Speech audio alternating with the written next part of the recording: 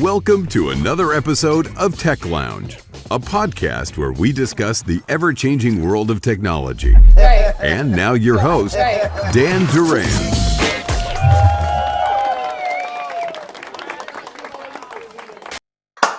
All right, give us some love. Where's the love? Where's the love? Yeah. Happy Friday, everybody. Happy Friday. Hey. My name is Dan Duran, and I'm your host here at the Tech Lounge. We discuss topics related to business, technology, and today, web security. That's right. Welcome, everybody. Web security QA. You have the questions. We have the answers. And remember, we stream live on YouTube, LinkedIn, Facebook, Twitch, every Friday at 12 o'clock p.m. Eastern Standard Time. So please make sure you follow us using the hashtag Dan Duran. Come on, guys. Dan Duran. And watch us every Friday. So now sit back and relax. This is the Tech Lounge. All right, web security QA. I have here my co-host extraordinaire, the Rock of Rhino, the one and only, my superstar, Andrew Somerton. Woo! Hey, everybody. Good to see you, Dan. Thanks for that intro. Always a great pleasure to be here.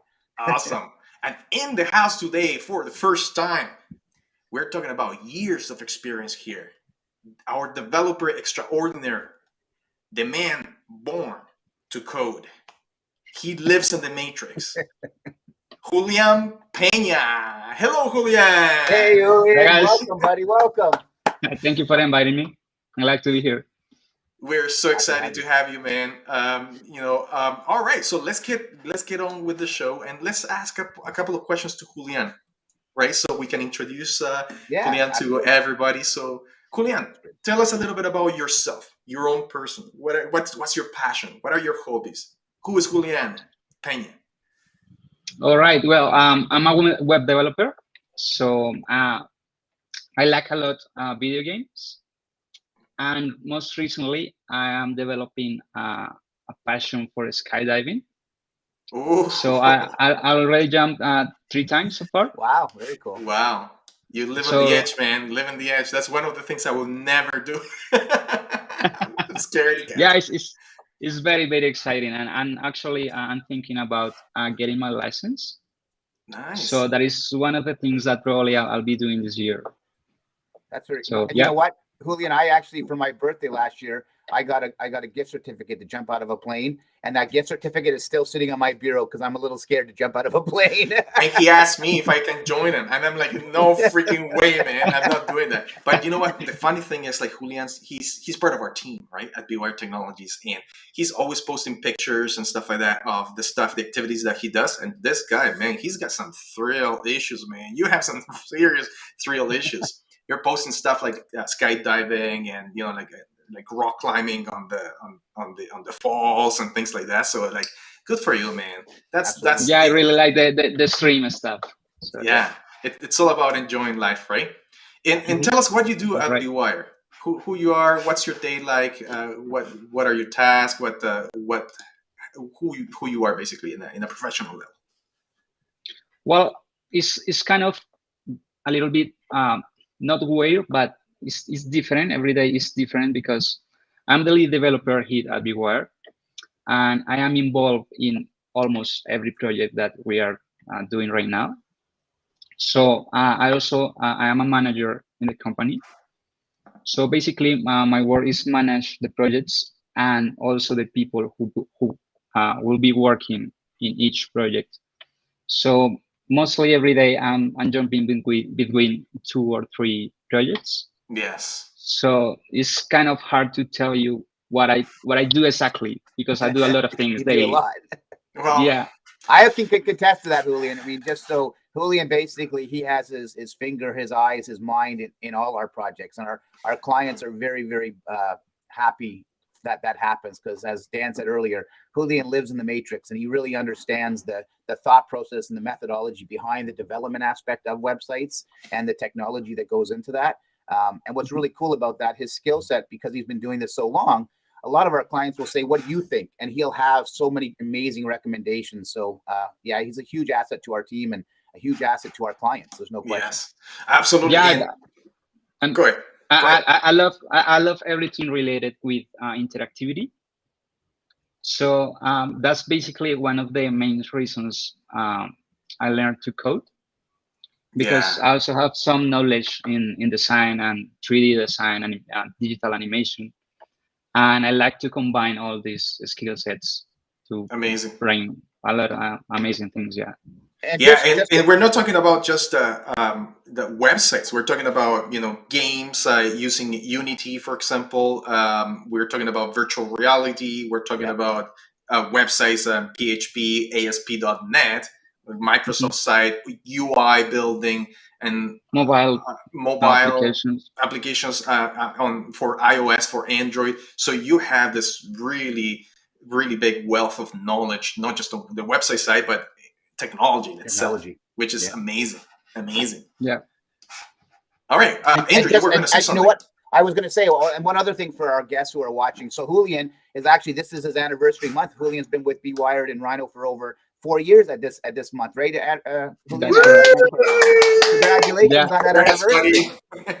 And Julian also is from our Colombia office. So we're in 3 different countries. Obviously, we have team members all over. But Julian actually runs he oversees all our developers in every country, but he is out of our Colombia location. So just so anybody's wondering what his accent is, he's from Colombia. Yes, yes. So, all right, crowd control. Let's see who's out there, guys. We open up the floor to you. Say hi. Send us your shout outs. We'll send them back. So we have. Hello, Sean. Sean. Laura. Hello, Laura. That's it. Diego, hello. Hello, Diego. All right. Well, while people start getting into the show, I have 3 questions for you guys, and these are kind of funny questions with us, like puns. Basically, these are dad jokes because we are in a old age kind of environment here. So here's the first question for you. What is an arsonist's favorite website?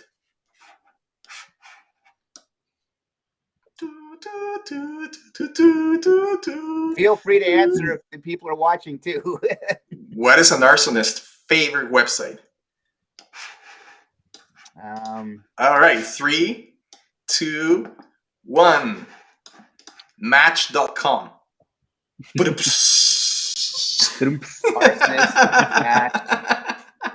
Here's another one. What do you call a website with ADHD? What do you call a website with ADHD?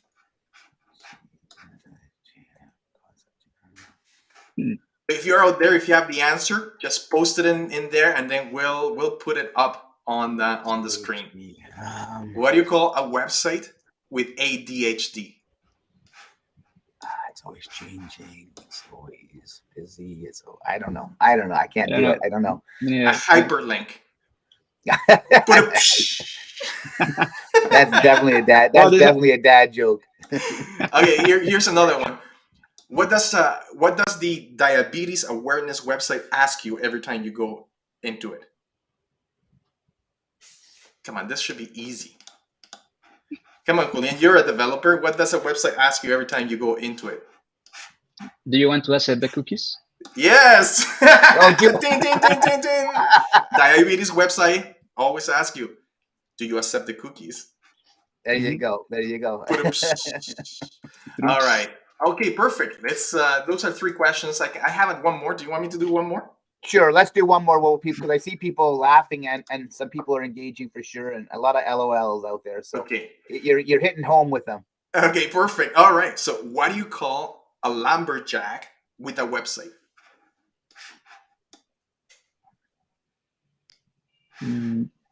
What do you call a lumberjack with a website? Ready? Yeah. All right. A blogger. A blogger. Blogger. Okay. Yeah.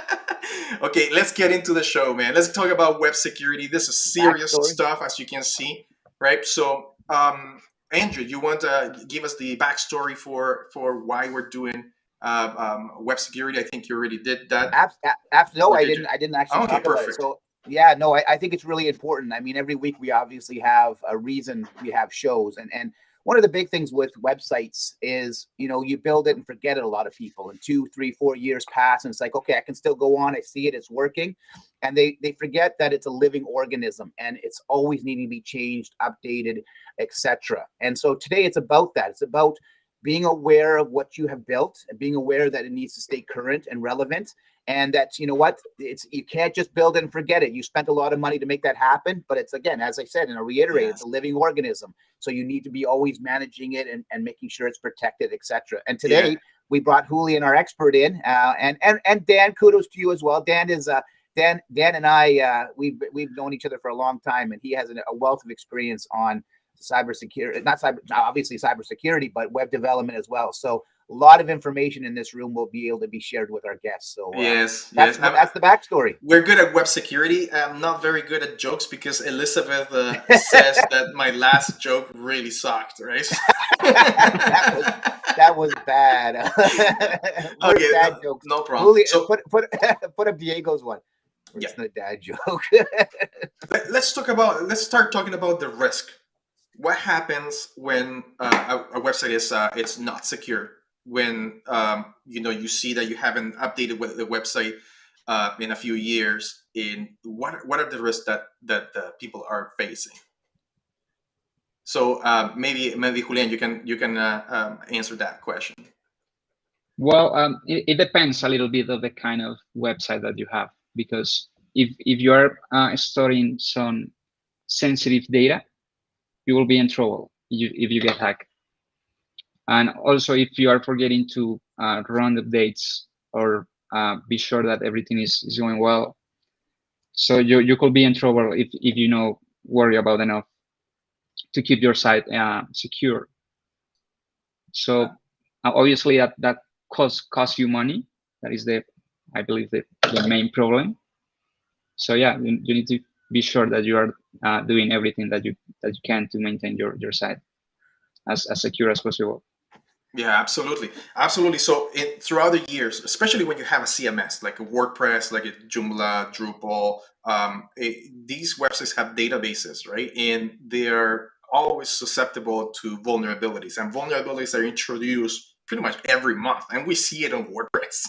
WordPress is been getting hit quite a bit. The plugins, the themes are being getting hit, and new vulnerabilities are introduced. And when people attack, or hackers attack those vulnerabilities, they can get RCEs, for example, or remote connections. They can get backdoors. They can do phishing attacks with landing pages. They can do SQL injections into the database, cross-site scripting, and DDoS, and you name it. There's like a whole slew of attacks that can happen on a website. And the problem is that WordPress is the most popular CMS. That's exactly, you know what, Julian, I was going to say the same thing. I mean, no fault of WordPress. Hackers are opportunistic, as we all know. And because probably 95% of the global websites are built on a WordPress platform, they're going to be more prone to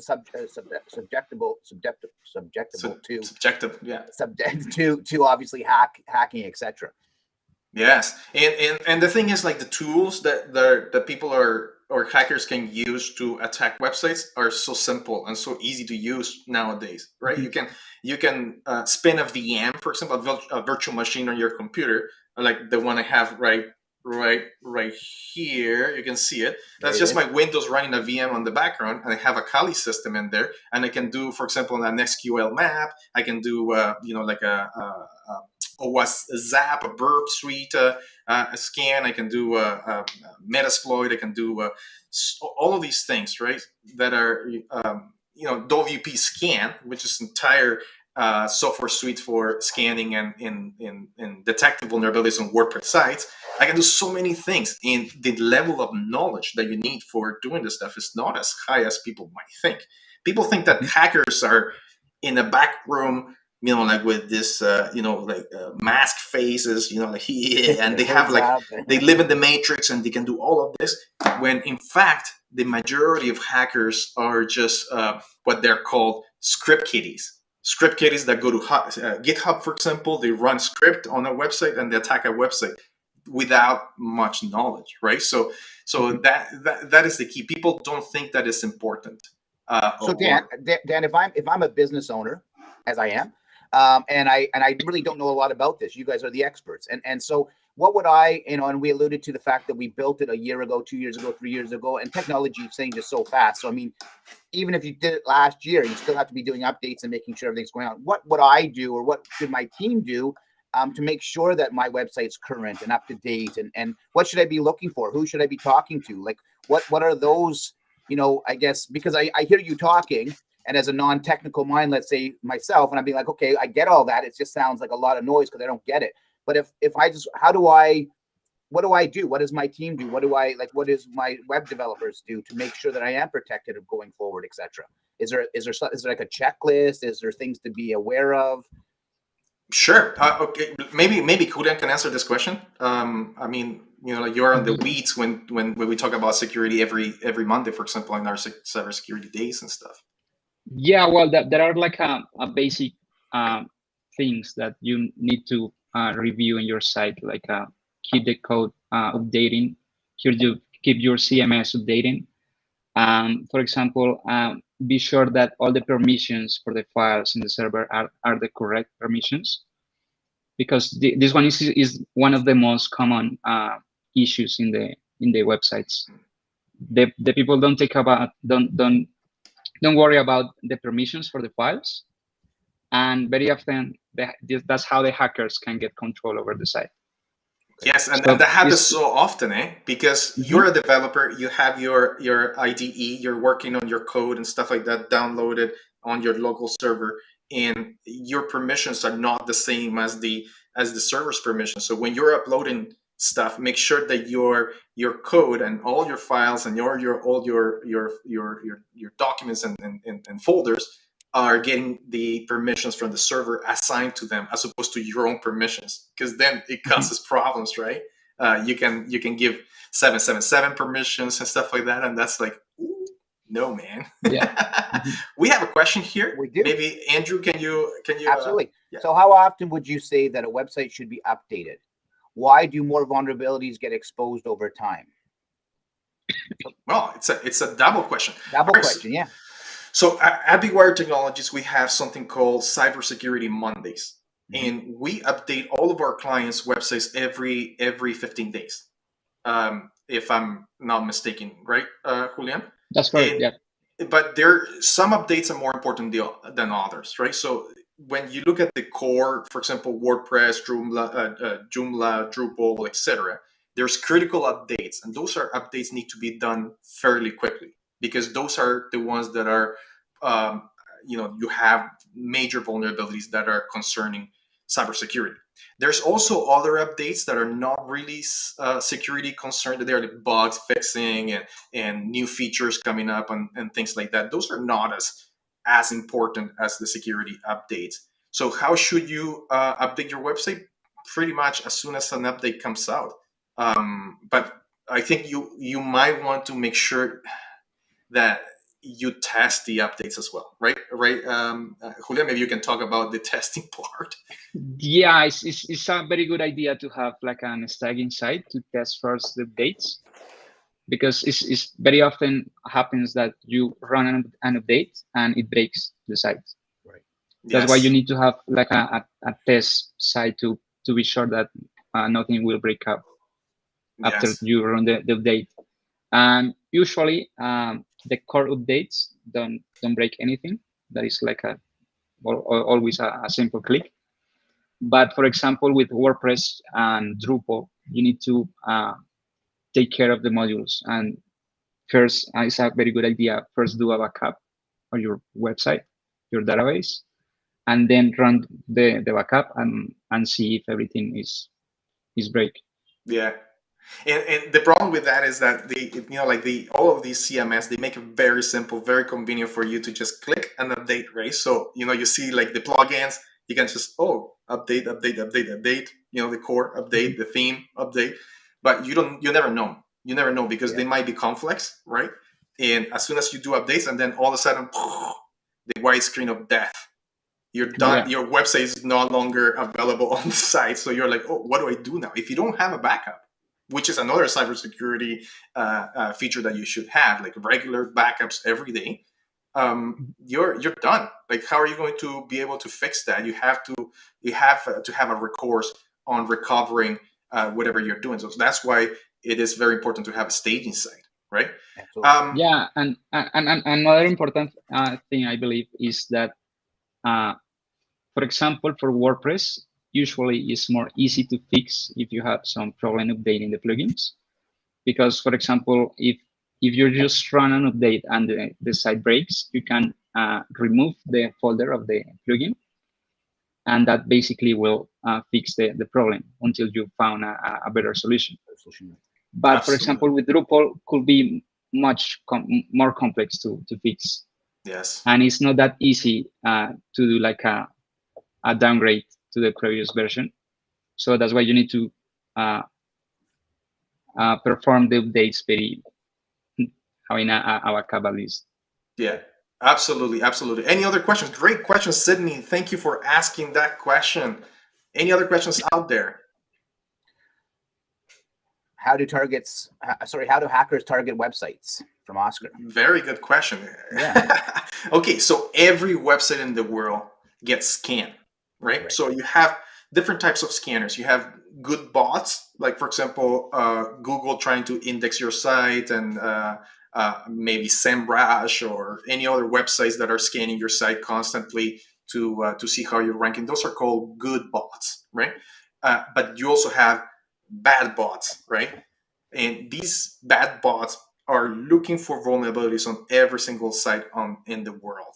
So as soon as you have something online, it will get scanned. And these bots are running 24/7. They don't stop, right?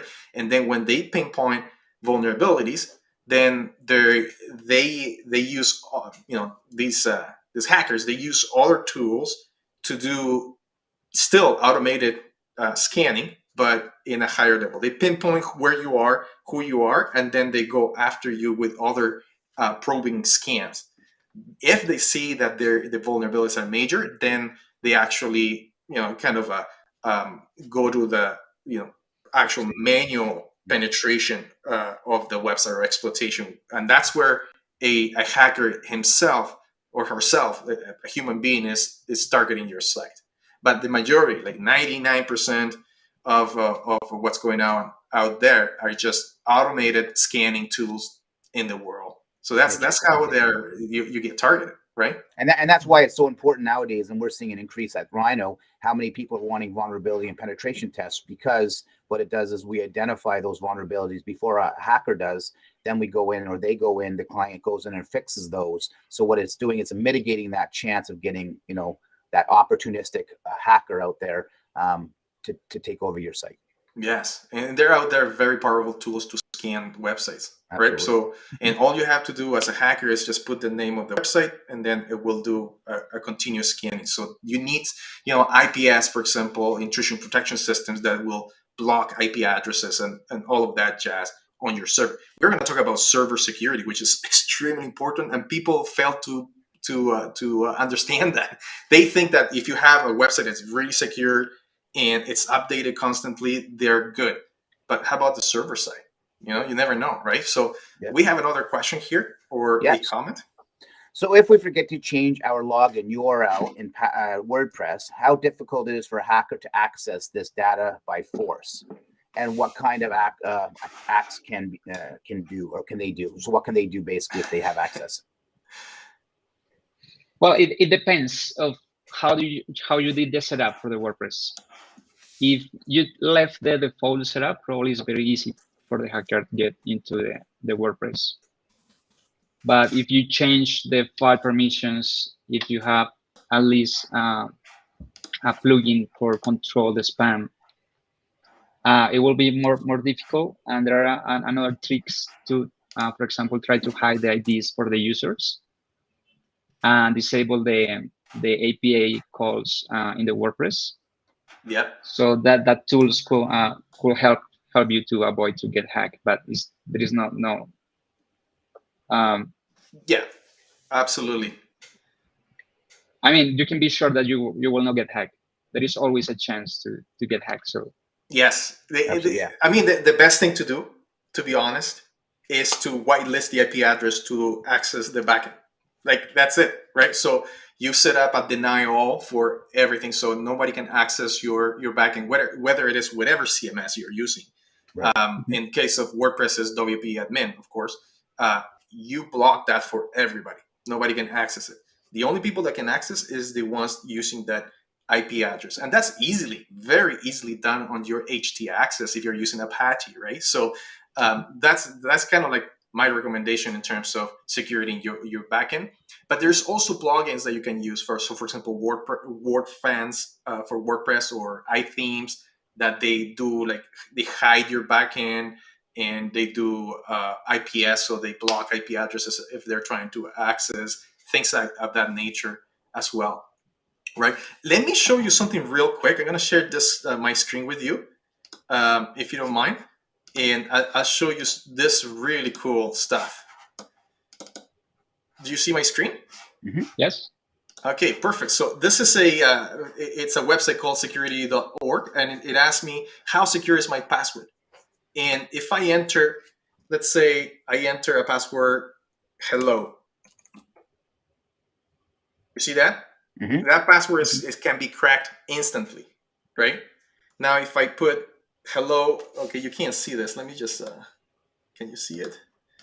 I want to see it. There you go. Hello. Yeah, there you go. Oh. My last pass. Why? My last pass is bothering me. Okay, so let me see if I can actually launch my other browser here. 1 second. There you go. Okay. So I'm going. LastPass still. I have LastPass. You? We have LastPass on the protecting us. Okay. Anyways, I'm gonna put hello, right? So hello, and you see that it can be hacked instantly. Yeah. Now let's put hello world. 58 minutes, right? Because hackers are using password dictionaries to be able to hack. So two words together, hello world, it will take 58 minutes to hack, right? Now let's put a few things like, let's say, I have hello world. Let's put 1, 2, 3, and then a $sign, and see what happens. Look at this, 200 million years. Million years. Wow. I don't know if this is correct, because sometimes they use the dictionaries will have 1, 2, 3 and a question mark. So what is the best way to secure your password? Is, let's say, to have different keywords. So let's say Frankie, banana, Jason, Andrew, and something else. Give me another one. Winky. Eyes. There you go. Okay, winky eyes. Winky eyes. This is a really long password. 1 octillion years. Good luck trying to hack that, man. So yeah, so this is a cool website if you want to check out how good your password is. It's called security.org. All right, let's talk about server security. Oh, we have another question here. Let's answer this question, and then let's talk about server security. What path could someone take if they are looking to get into career of cybersecurity? What certificates are companies looking for? This is from Matthew. Oh, very good question. Yeah, great question. Matthew Bujol, thank you for joining us. Yes, so you're looking to get into a cybersecurity career. You need to look first at what type of career you want. You want to be an analyst, right? An analyst is basically somebody that's checking out alerts and cybersecurity concerns and trying to fix things. Or do you want to be an ethical hacker, right? So an ethical hacker is the opposite. It's somebody that's going to want to do vulnerability assessments and penetration tests and try to get into systems, right? The other one would be more bureaucratic, or more kind of like documentation, which is governance side of things, right? So being able to learn the jargon on cybersecurity from a higher level so the cybersecurity can be applied. So those are three different types of careers in cybersecurity. Now, the foundation for cybersecurity is IT. You need to know what a computer is, what a computer does, hardware, software, programs, sysadmin stuff, and then you need to know networks, right? So networks, how TCP/IP works, the OSI model, right? 7 layers on the OSI model, things like that. So how do people connect in the internet? You have an IP address, it connects and packets. You have a SYN, ACK-SYN connection, handshake, and the TCP, UDP, etc. So all of that networking stuff needs to be there. That's kind of like the basis. What kind of certifications? I recommend A+ from CompTIA. That's like the basic IT certification, and then advance from there, from the A+ into the Network Plus, into the Security Plus, and then the penetration testing plus, right? So I think that will be, CompTIA is one of the most famous associations when it comes to IT and security. And Matthew, if you're looking at doing it, it's a great time to do it because there's actually a shortage in cybersecurity expertise and IT, even a lot of growth and a lot of demand on it. So certainly something to look into, and a great career, a great path to follow. And then there's a lot of great schools out there that offer basically courses that can give you a really great jumpstart to getting what you need. Absolutely. We work with quite a few of them actually, and we have a lot of their interns join us at the end of their course. Yes, so, great career. What I tell my my friends and people that want to get into cybersecurity, what I tell them all the time is, are you willing to spend 4 years in university and pay $50,000 or $60,000 for those 4 or 5 years that you're going to be in university? So at the end of the term, you're going to have your degree. However, you're going to be owing money, right? However, if you start taking courses like Udemy, which are like $20 courses here and there, and because the nice thing about cybersecurity is that everything is open source. Everything is available on the internet in different places. It's not very expensive to get into. So imagine you study for 1 year cybersecurity. You don't go to college. I'm not saying you shouldn't. You should go to college if that's your passion. But you can actually take courses online and then get into it. And then you can be ready in 1 year. And all of those 3 years afterward, you're making money, right? So you're making, for example, let's say 40 grand per year. That's 120 grand after 4 years. So a person that is enrolled in university, it's owing money at the very end, $50,000. A person that doesn't go to university sometimes can be in the blue. They can actually be making $120,000 in the course of 3 years after they learn, as opposed to owing money. So it depends on your path. There's no question, and there's value to both. 100%. It really depends on your path. But when it comes to cybersecurity and IT, all the resources are really freely available. It's not like, for example, let's say you want to be a doctor, you want to be a nurse. You really need to do your schooling. You need to do your bachelor's degree and so on, or else you can't be that profession. But IT is a little different. As long as you love a computer, you love to code, you love to do things. Same thing with developers, right? Right, Julian? Mm-hmm. You can attest to that. Yeah. Mm-hmm. You just need the passion and the drive to learn. That's pretty much it. A lot of our developers don't have a degree, but they're really good at what they do. But our cybersecurity team does. So again, back hand in hand. It varies, right? It really varies. It definitely varies. But to get into because he's asking about get into a career, just getting into a career, right? Yeah, no, absolutely. Yeah. Wow, well, great question, Matthew. Question. Good luck with it. Any other questions? What here? Hammond. Could you please recommend a source forcing on WordPress security that we could follow up with? Yes, iThemes. We use iThemes quite a bit in Bwired, and the second one is WordFence. And iThemes, the nice thing about iThemes is that it does a whole bunch of things. It prevents brute force attacks. It does security monitoring. It hides your backend, your WP admin. It provides multiple factor authentication or dual factor authentication, so you can use your phone to authenticate. It does all of these things together in a very nice plugin. So iThemes, I think, is one of the plugins that I would recommend.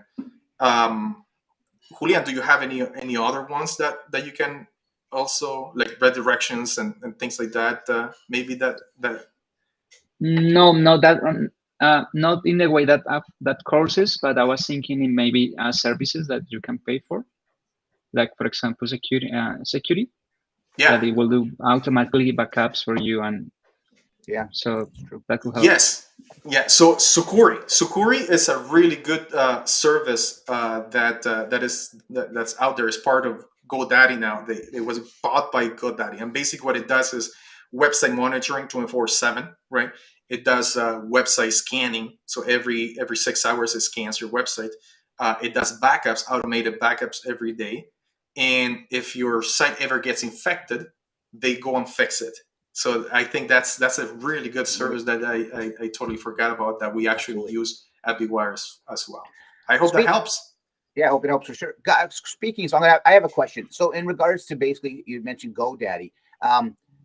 How does your hosting environment affect the security of your website? Maybe we can talk about that a little bit, because yes. I know we've seen a lot of people wanting to change over to our secured hosting and everything else because of these concerns. So maybe it's something that we can talk about, because I think that's great value. Absolutely. The first thing that we do when we do a penetration test, right, is do what's called an IP reverse lookup. Okay, so we look at the IP from the website, and then we do a reverse lookup. And by doing that, you can right away tell whether that IP or that server is a shared server. Right? So if it's a shared server, you're going to see all kinds of websites that are assigned that IP address and they're using the same server. What does that mean? That means that your website is being shared, or your website server is being shared by other companies out there. And you never know how bad those websites are, right? So basically, if your website is secure and you keep up with the updates, and there's other shared resources that are using the same server that are very vulnerable and they're really, really bad, and hackers get in, when they take control of the server, you are vulnerable to getting your website hacked regardless, right? So the first thing that I tell people is use a VPS. So a VPS is a virtual private server, right? Like Google or AWS, and have your own instance isolated from the world. Get your own IP address, or a private IP address. Those are kind of like the basics. Don't do share hosting. And I know share hosting is like you can pay $2-3 per month for share hosting. I was going to say it's more cheaper, but it's very limited. And that's exactly what I was going to say, Julian. I agree with you, because it's, and Dan, I mean, you know what? Don't be confused that if someone says, basically it's going to be $200 a month to have private hosting and backup security and everything else, and you could get hosting for like $30 a year or something through a service. You get what you pay for, and it's really important to not be only price conscious when it comes to hosting your website. Yes. It's very, very important, and it's a big part of security. There's no question. Yeah. And even SEO, I mean, speed and functionality and all that stuff plays a role in that as well, how you're being hosted and everything. So the other thing that we do when we actually do the pen testing and the scanning is we look at what you have on the server, right? So sometimes a lot of companies have internal resources and servers on-prem on their DMZ, for example, for hosting their sites. And it's just like, just set it up and forget it, right? But what happens to PHP? Sometimes we see companies that are still using PHP 6.5, which was deprecated like a decade ago, right? and really old MySQL databases, and really old PHP 1.0, right? 1.x or Nginx. So you need to really update your service, and that's what we do at Rhino, right, Julian? So our servers. What do we do? Yeah, maybe you can tell us a little bit about it. Yeah, we always try to keep everything up to date. You need to be carefully changing the version, for example, of the PHP, because you can break the site. as soon as you change the version. Sometimes if you, for example, if you are using a WordPress, old version of WordPress, and you change the PHP version in your server, you will break the site. Yes. So you need to be careful with that kind of changes. Yeah. But yeah, try to keep it everything up to date. Absolutely. We have another question in there. Talking about WordPress, I have always thought that plugins can be windows to threats. How safe are they? How wrong am I? Absolutely. Well, that is a very good question. Very often when the people is starting to use WordPress, when you are a beginner in WordPress, you start to think that you can solve all your problems using plugins. And that's partially true, because yes, you will find a plugin to what you are looking for, but it is that is like a double-sided blade, because without knowing, you can be given access to a hacker installing that plugin, and you will have no idea until you lose the control of your site. So my recommendation is to avoid the use of plugins as much as you can. I very often prefer to code myself the feature that I need instead of install a plugin, because basically that is the main reason. I don't want to give access to someone or some hacker and lose the control of the site. Absolutely. Yeah. Right. So, but if you're not a like an advanced developer and you need to use plugins, then there's different types of plugins, and there's let me just show you. Maybe I can share my screen with you again in here so we can take a look at the WordPress plugins in a nutshell. Can you see this? Can you see my screen? Yeah. Okay, perfect. So there's right on the homepage of the plugins site, you'll see two plugins. There is one called Pods, for example, and then there is one called Gaussing. But you can see, for example, that Gaussing here, it has no reviews, right? It has no reviews. But then, meanwhile, the Pod has 365 reviews and is 5-star review. 5-star, yeah. So these are the things that you need to look at, right? So let's go to this one. I would never install. I mean, I'm sorry, Gaussing, but I would never install plugin because it has no reviews, right? So these are the things that you have to look at. So, for example, when was the last update made to this plugin? You can see here that it was made 7 months. Wow. 7 months ago, right? So that's kind of getting a little old, right? How many active installations? It has over 1,000. Okay, is over 1,000 a good number? What do you think, Andrew? I'd say absolutely not. I mean, we're talking not. Yes, We're talking about millions and millions of websites of WordPress websites. So right. 1,000 over 1,000 is nothing. Yeah, exactly. If I see, for example, over 100,000 installs, then I'm like, oh, this is a very popular. There's some value there, yeah. There's value on that, right?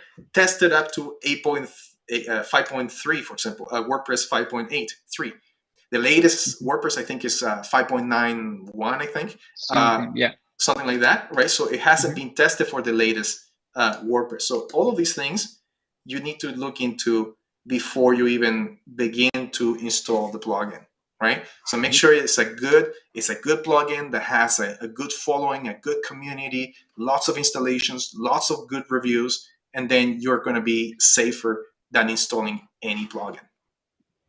I hope that helps. Man, this is good stuff. This is really good stuff. We had a question about that, so it was perfect. In addition to having an SSL certificate installed, what extra tools can protect the website from attacks such as cross-site scripting?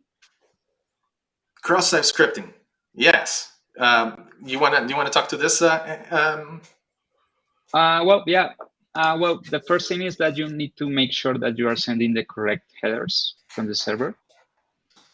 So that is basically the foundation about this. You need to make sure to limit what kind of files the users can ask or request to the server.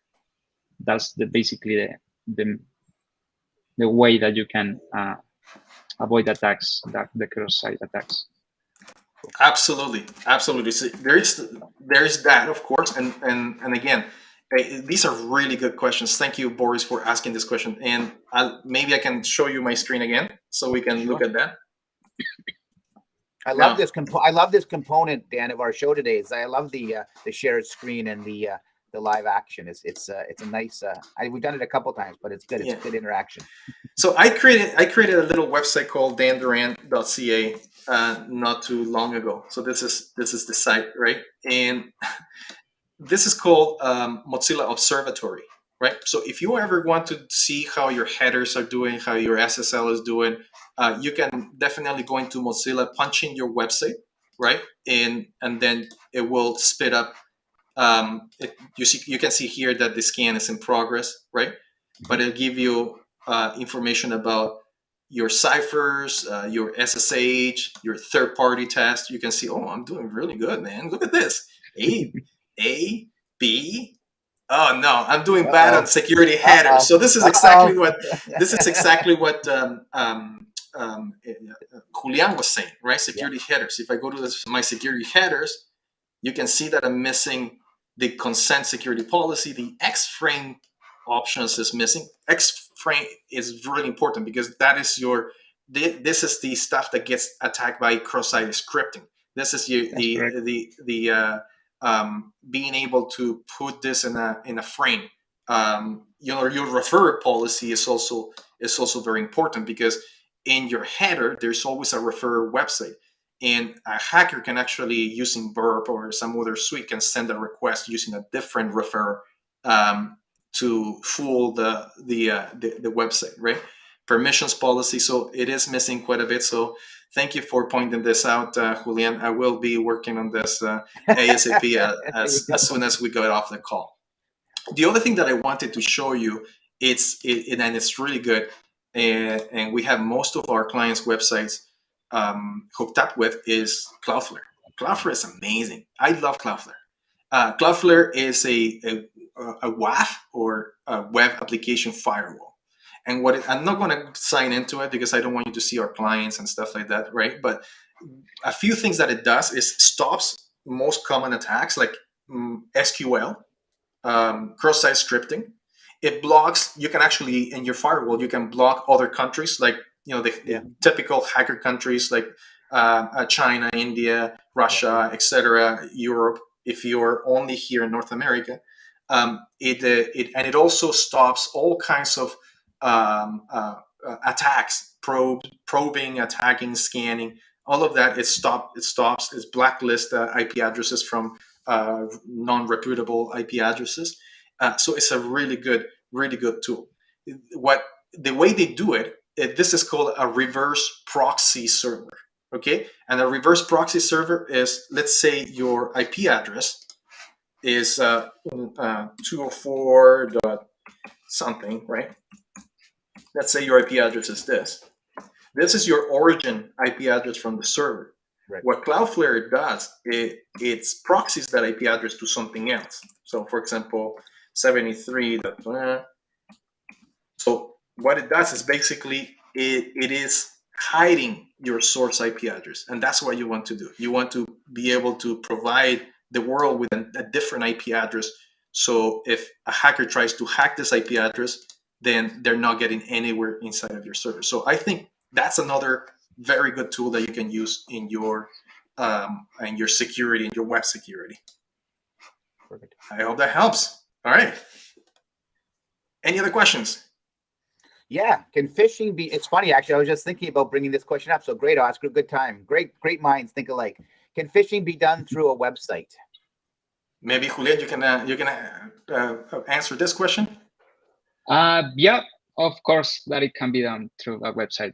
Usually, a few years ago, it was very common that some people get hacked in Facebook, for example, because they usually receive a fake email from Facebook saying something like you have a new friend request, or you need to change your password or something. And that's how the hackers stole your credentials and you lose your account. So of course, it's completely possible that you can be phished through a website.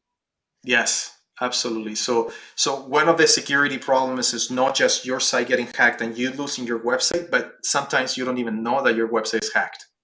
Okay, and you don't know because the hackers have backend pages that they're creating, and they're using those in links in Facebook, as Julian is saying, or emails and stuff like that. And when people click on the links, they go to a landing page. They're using your domain, your website, but the landing page looks like, let's say, like an Office 365 login page, or it looks like a Netflix or Amazon login page. But it's actually they're piggybacking on your website to do that.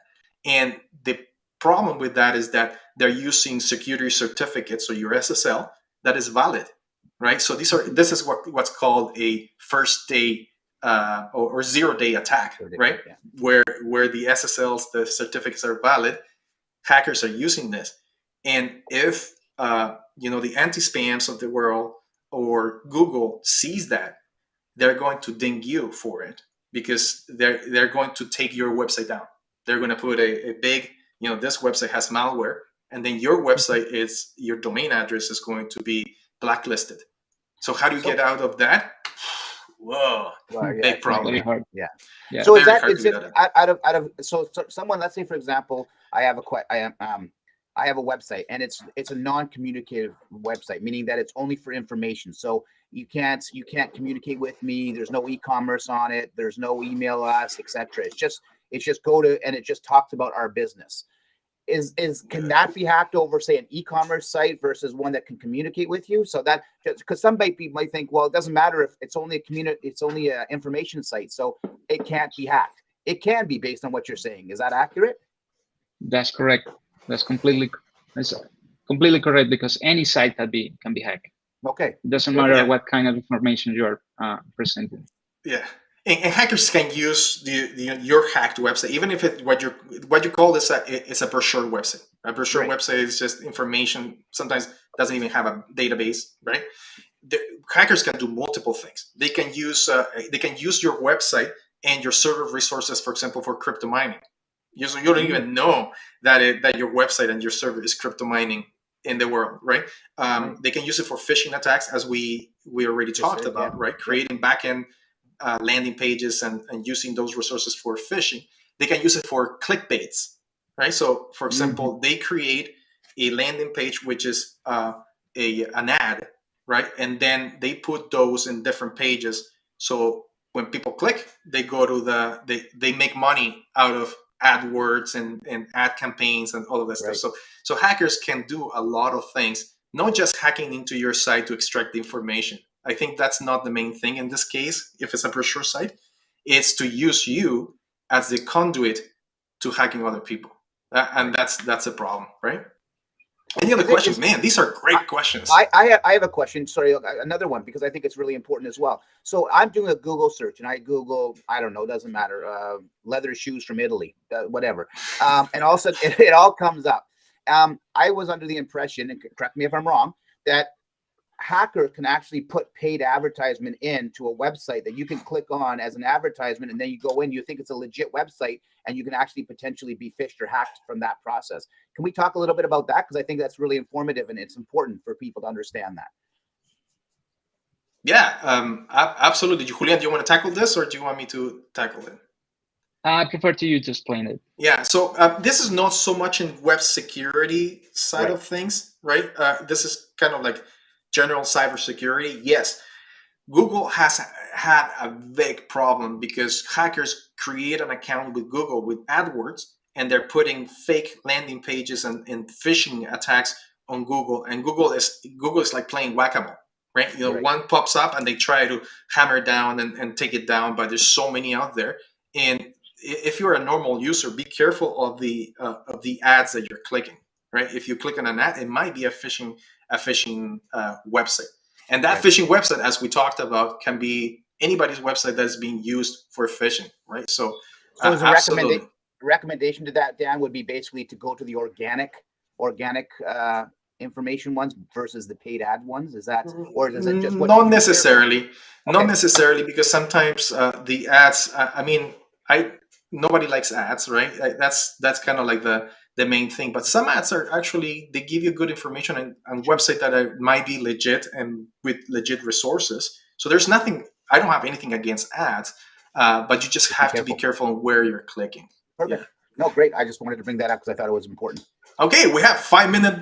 Oh my gosh, time goes by so quickly. I really hope you're getting some really good, valuable information for your web security endeavors. So, what's the next question? Is there a good resource for checking a plugin's reputation? A plugin's Besides the store of the CMS, it's hard to tell, because all the CMS have their own marketplace where you can find the plugins or the modules. Yeah. But basically, you only can trust in the reviews.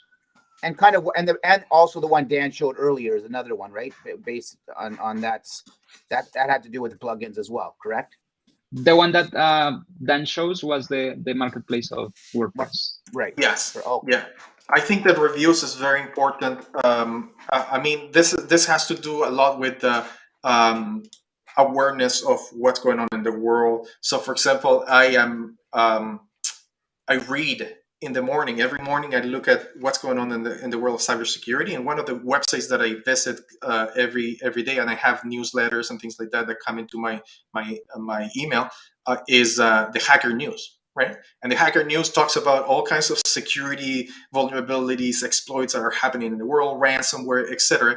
And a lot of times there's WordPress related stuff. Like, for example, WooCommerce got hit with a vulnerability and 100,000 websites are hacked or something like that. I'm not saying anything against WooCommerce. I think it's a pretty good e-commerce plugin, but it's just an example. And it shows you the plugins that are being vulnerable and stuff like that. The other place that I look at it's called Exploit Database. Check it out. Exploit Database is pretty good. It has you can filter by WordPress actually, and I think it's a good place to look at if some of the plugins are vulnerable. So I think those two resources are pretty good. Perfect. All right. Any other questions? What plugins would you recommend to use? From Sonia. Yeah, I think we already talked about this question. We said iThemes and WordFans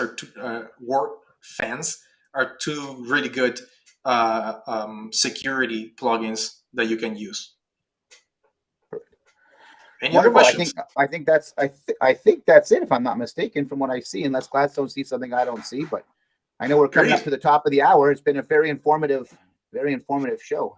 All right. No, these are really good questions, guys, and I really hope you had a good time and you were able to enjoy our talk. And Julian, thank you so much for visiting us. Absolutely. This is your first time on the show, and it won't be your last time. We're going to get you out again for sure. I hope so. Yes, absolutely. I think we have one comment. I think we're going to end with this one comment from Tamara OJ. She says, "Sorry, I'm coming in late. So if this is answered, disregard." But I was curious if it's a good idea to manually control comments. Oh, I think she's talking about commenting, especially for CMS like WordPress, where they have logs, right? And then you have the ability to comment, right? Well, yeah, maybe you can talk about moderation and all of this good stuff, right? Yeah, absolutely. It's always a very good idea to manage manually your comments, because very often you could receive kind of weird comments with some weird stuff. Yeah. So I recommend to you to use at least some type of reCAPTCHA in the form for the comments, just to try to avoid a little bit this program. But you will receive it. You always be receiving some kind of weird comments. So yeah, that is the best approach to having a blocker or something. So if you haven't signed up to reCAPTCHA, you got to do it right now, because this is the main method of catching any or proving that you're not a bot. And you probably are very aware of reCAPTCHA, right? Because most people have reCAPTCHA in the world, right? So, and it always asks you, are you a human? right? Yeah. So there's even memes about a robot doing the clicking, right? That's right. So reCAPTCHA is a really good resource for adding to your site in your commenting, and not only the comment part, but also the forms, any forms that you have, like a contact us form or etc. Right, to have in there. We got to send a shout out to Tamara though. She says she's coming in late, so she's very loyal to us. She's here every single week. So Tamara, thank you so much for your loyalty. We love you, Tamara, and throwing in that last comment, because we know you're loyal and you're always here. So we appreciate the support. Yes. And Dan said something special there. I heard that, Dan. What did you say? Yeah, we love you, Tamara. We love you. There you go. I love it. She's my wife. Exactly. That's what the special shout out. Thank you. Great. Yeah. So the thing about not just reCAPTCHA, but in the comment, there's always moderation, and WordPress does it automatically. So every comment that goes in, it has to be moderated, and you can approve it or spam it or block it or etc. Right. And the other thing is, like, do not put, for example, in the comment, when somebody's creating a comment, they can put their name, their username, their email, their website URL, and then the comment. Take out the URL, because spammers, what they want to do is put comments and then have backlinks to their website, so that you will get a lot of comments with the URLs. Just delete the URL. Make sure that it's not passed on the comment section, because that's what spammers want to do, right? All right. So, man, this has been a very fabulous, fantastic hour. Really, really happy with this talk. I think we had a lot of really good information. So join us next week, Friday, 12 o'clock. Don't miss it, live. LinkedIn, Facebook, and of course, YouTube, and now on Twitch. So, Julian, thank you so much for joining us. Thank you, Julian. Thank you guys for inviting me. Always a pleasure, Dan. Well, unless you kind of throw me on the bus sometimes. All right. See you guys. See you next week. Bye.